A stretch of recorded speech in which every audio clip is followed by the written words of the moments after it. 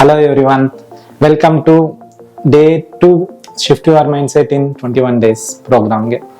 So day 1 ಅಲ್ಲಿ ನಾವು discuss ಮಾಡಿದ್ವಿ ಗ್ರೇಟ್ಫುಲ್ನೆಸ್ಸು, ಹೈ ಪವರು, ಯಾವ ಥರ ಪ್ರೇ ಮಾಡ್ಬೇಕು ಗಾಡ್ಗೆ, ಮತ್ತೆ ಡಿಸೈಡ್ ಆಗಿದ್ವಿ ಡೈಲಿ 10 ಥಿಂಗ್ಸ್ ನಮ್ಮಲ್ಲಿ ಏನು ಒಳ್ಳೆ ಥಿಂಗ್ಸ್ ಇದಾವೆ ಅನ್ನೋದ್ರ ಬಗ್ಗೆ ಲಿಸ್ಟ್ ಮಾಡೋದಕ್ಕೆ ಥಿಂಕ್ ಮಾಡ್ಕೊಳ್ಳ.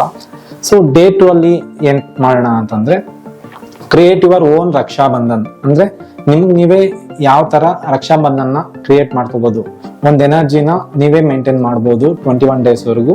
ನಿಮ್ಗೆ ಯಾವುದೇ ನೆಗೆಟಿವಿಟಿ ಮತ್ತೆ ನೆಗೆಟಿವ್ ಪೀಪಲ್ನ ಅವಾಯ್ಡ್ ಮಾಡೋದಕ್ಕೆ, ಮತ್ತೆ ಅವ್ರ ಹತ್ರ ಆ ನೆಗೆಟಿವಿಟಿ ನಿಮ್ಗೆ ಕೊಟ್ರು ಅದ್ ನೀವು ಅಟ್ರಾಕ್ಟ್ ಮಾಡ್ದಿರಾ ಪಾಸಿಟಿವ್ ರೀತಿಯಲ್ಲಿ ಥಿಂಕ್ ಮಾಡೋ ತರ ಯಾವ ತರ ಚೇಂಜ್ ಮಾಡ್ಬೋದು ಅನ್ನೋದ್ರ ಬಗ್ಗೆ ಇವತ್ತು ಥಿಂಕ್ ಮಾಡೋಣ. ಸೊ ರಕ್ಷಾ ಬಂಧನ್ ಅಂತಿದಂಗೆ ಎಲ್ಲಾರ್ಗು ನೆನ್ಪು ಬಂದ್ಬಿಡುತ್ತೆ ಅಕ್ಕ ತಂಗಿ ಕಟ್ತಾರಲ್ಲ ಅದೇ ಅಲ್ವಾ ಅಂತ.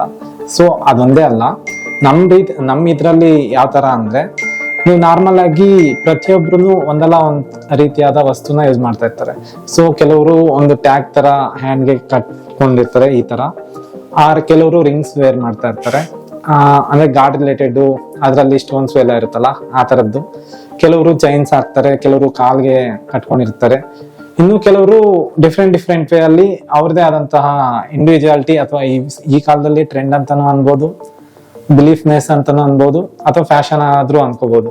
ಸೊ ನೀವ್ ಯಾವ ಅನ್ಕೊಂತೀರಾ ಅನ್ನೋದೆಲ್ಲ ಇಂಪಾರ್ಟೆಂಟ್. ಸೊ ಒಂದ್ ವಸ್ತುಗೆ ನೀವು ರೆಗ್ಯುಲರ್ ಆಗಿ ಯೂಸ್ ಮಾಡೋ ಅಂತ ವಸ್ತುವಲ್ಲೇ ಒಂದ್ ಎನರ್ಜಿನ ಯಾವ ತರ ಫಿಲ್ ಮಾಡ್ಕೋಬಹುದು ಅನ್ನೋದ್ರ ಬಗ್ಗೆ ಒಂದು ಡಿಸ್ಕಷನ್ ನ ಇವತ್ತು ಮಾಡ್ತೀನಿ. ಸೊ ನೀವು ನಾರ್ಮಲ್ ಆಗಿ ನಾನು ಡೇ 1 ಅಲ್ಲೇ ಹೇಳಿದ್ದೆ ಪ್ರೇ ಮಾಡುವಾಗ ಯಾವ ತರ ಪ್ರೇ ಮಾಡ್ಬೇಕು ಅಂತಲ್ವಾ. ಸೊ ನೀವು ರೆಗ್ಯುಲರ್ ಆಗಿ ಯೂಸ್ ಮಾಡುವಂತಹ ಒಂದು ವಸ್ತುನ ದೇವ್ರ ಹತ್ರ ಇಟ್ಟು ನಾರ್ಮಲ್ ಆಗಿ ಪ್ರೇ ಮಾಡ್ಕೊಂತೀರಾ.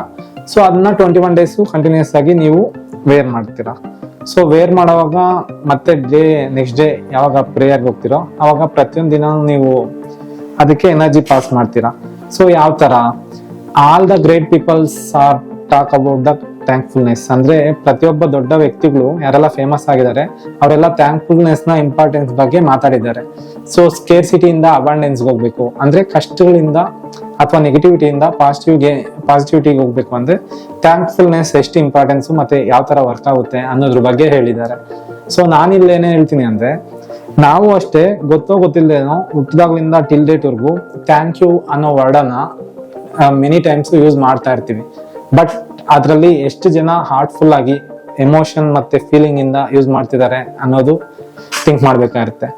ಸೊ ಇಷ್ಟು ದಿನ ಯಾವ ತರ ಯೂಸ್ ಮಾಡಿದಿರೋ ಗೊತ್ತಿಲ್ಲ, ಇನ್ನೊಂದೇ ಯಾವ ತರ ಅಂದ್ರೆ ಹಾರ್ಟ್ಫುಲ್ ಆಗಿ ಹೇಳ್ಬೇಕಾಗಿರುತ್ತೆ. ಅಂದ್ರೆ ಅದರಲ್ಲಿ ಎಮೋಷನ್ ಎಲ್ಲ ಫೀಲ್ ಮಾಡಿ ಥ್ಯಾಂಕ್ ಯು ಹೇಳ್ಬೇಕಾಗಿರುತ್ತೆ.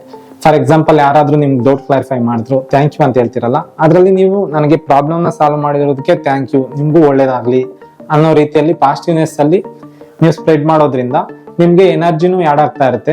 ನೀವು ಅದನ್ನ ವೇರ್ ಮಾಡಿರ್ತೀರಲ್ಲ ಅದ್ರಲ್ಲಿ ಪಾಸಿಟಿವ್ನೆಸ್ ನಾನು ಜನರೇಟ್ ಆಗ್ತಾ ಇರುತ್ತೆ. ಸೊ ಇದೇ ರೀತಿ ನೀವು ಮತ್ತೆ ಯಾರಾದ್ರೂ ನಿಮ್ಗೆ ಕಷ್ಟ ಇದ್ದಾಗ ಹೆಲ್ಪ್ ಮಾಡಿರ್ತಾರೆ, ಅವ್ರಿಗೂ ಥ್ಯಾಂಕ್ಫುಲ್ ಫೀಲ್ ಮಾಡೋದು.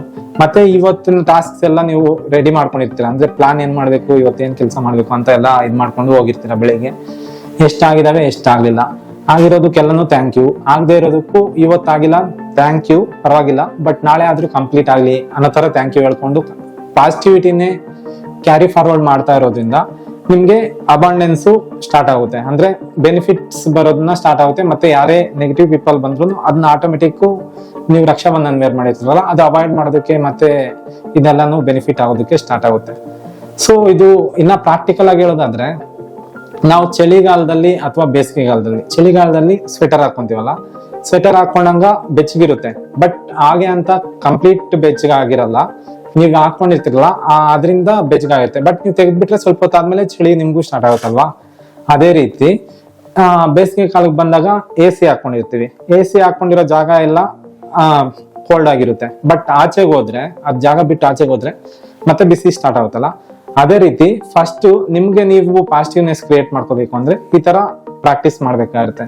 ಸೊ ಇದರಿಂದ ನಿಮ್ಗೆ ಪಾಸಿಟಿವಿಟಿ ಜಾಸ್ತಿ ಅಟ್ರಾಕ್ಟ್ ಆಗಿ ನೆಗೆಟಿವಿಟಿನ ಅವಾಯ್ಡ್ ಮಾಡೋದ್ರಿಂದ ನಿಮ್ಗೆ ತುಂಬಾ ಬೆನಿಫಿಟ್ ಆಗುತ್ತೆ. So thank you for watching. Let's meet in day 3 video. Until then, spread the positivity to bring brightness from darkness in each and everyone.